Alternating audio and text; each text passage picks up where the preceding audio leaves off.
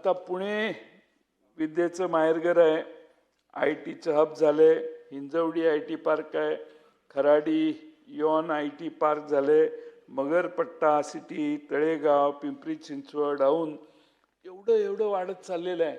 आणि आता माणसांना घरी जायला 3-3 तास लागायला लागले. घरून ऑफिसला आणि ऑफिसहून घरी यायला काही माणसं 3.5 तास खर्च करतात. माणसं आता पुणे शहर सोडून चालायला लागली. मधल्या काळामध्ये अध्यक्ष महोदय जवळपास आय टी कंपन्या आपल्या बऱ्याचशा हे अवघड आहे म्हणून स्थलांतरित होऊन गेल्या. आणि त्यामुळे अध्यक्ष महोदय या इन्फ्रास्ट्रक्चरसाठी आपण कशावर जोर देतोय? आपण तिकडे ते आता समृद्धी महामार्ग केला तसं आमच्याकडे एक तो रस्ता येतोय शक्तिपीठ महामार्ग.